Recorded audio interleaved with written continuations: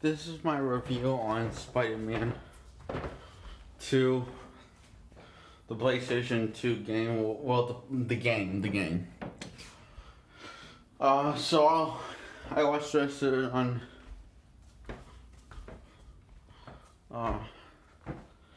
And this game is opens up with Peter Parker narration, and basically saying he has to be real. Peter Parker as Spider-Man narrating, saying, "You remember saying you don't remember the girl I like, Mary Jane." Well, I eventually realized we can't be together because this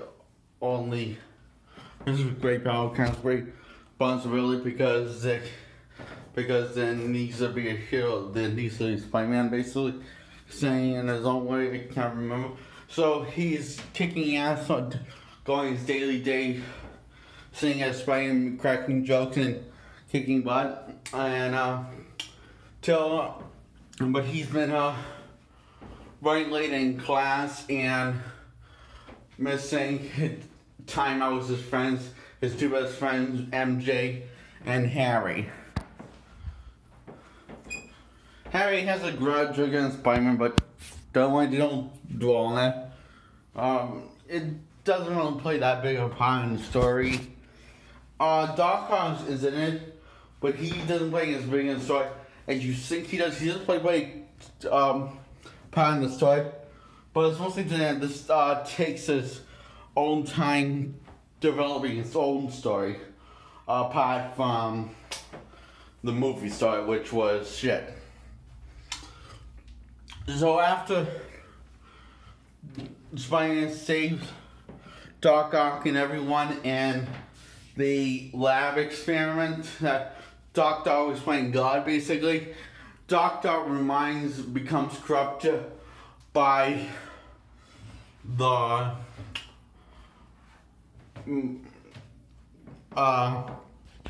his mind becomes corrupted by the mechanical arms, and now Dr. Octopus, and that's what you're going to see him for a while because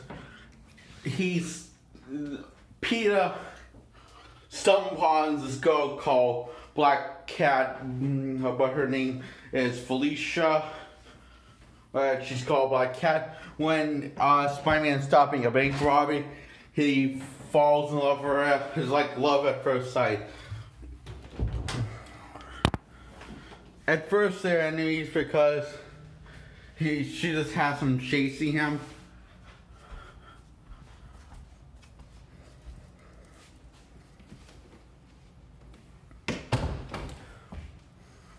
She just has him chasing her, but then they start to form a romantic love interest. They start to go on dates and fighting crimes and stalking each other. It's really cute stuff, and it's good stuff. And Peter doesn't lose his powers in this for unexplained storytelling reason.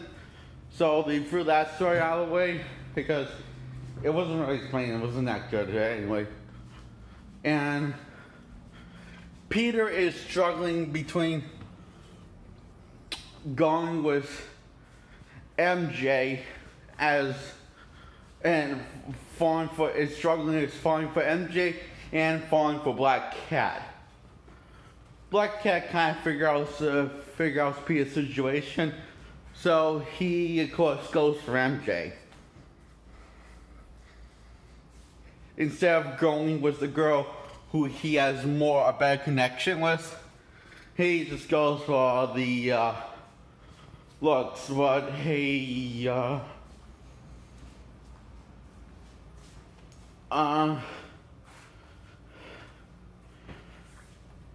it's kind of stupid when you think about it. I was going to try to say it, but there's no point saying this. This is kind of stupid. This is stupid. So anyway, like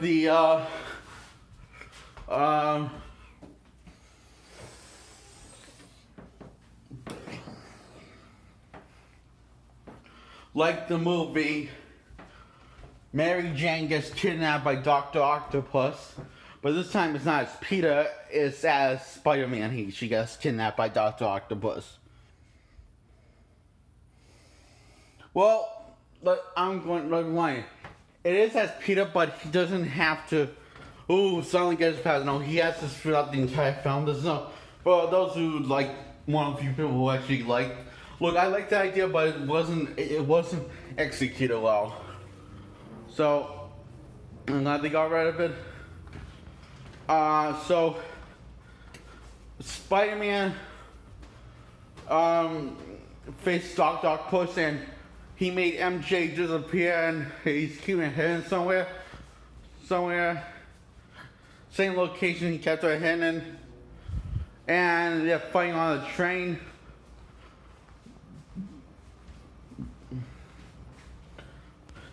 See, Doc Ock wants Peter dead. Peter Parker dead.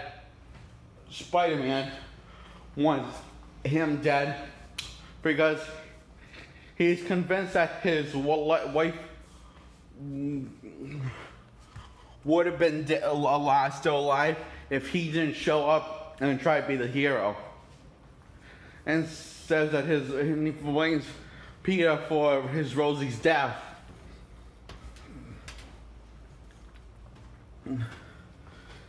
And Peter tries to apologize, but Doc Ock is busy killing him. He does take responsibility in this.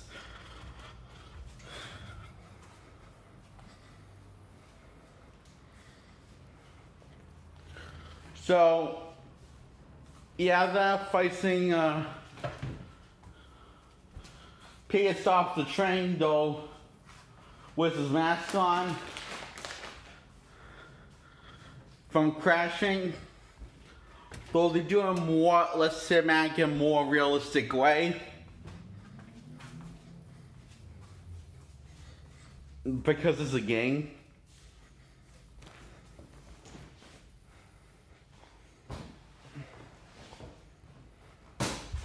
So, this, when you watch it on the internet, it's actually around 3 hours long. I mean, it's pretty good for 3 hours. I mean, it's a good time to kill. It's like pretty good, but now the only downside is like 3 hours long, because that's a lot, you know, to ask people to be that patient to watch it. But you know, it goes by fast for 3 hours. Now, there are parts that feel, now that's some time when it feels roughly around 3 hours, but sometimes, not most of the time, so, and, but it makes sense in the grand of the whole why around 3 hours, because it's not really action, it's mostly it's, Peter's love interest between Black Cat and deciding which person who he wants to be the love of his life with. MJ or Black Cat, and he chooses Black Cat. I mean MJ, also known as Mary Jane. So, anyway, after you defeat Doc Ock, Peter defeats Doc Ock, he falls into a secret warehouse where he's shooting MJ. And he's fighting, Doc Ock fighting each other, and he actually says, "I love you, Mary Jane." And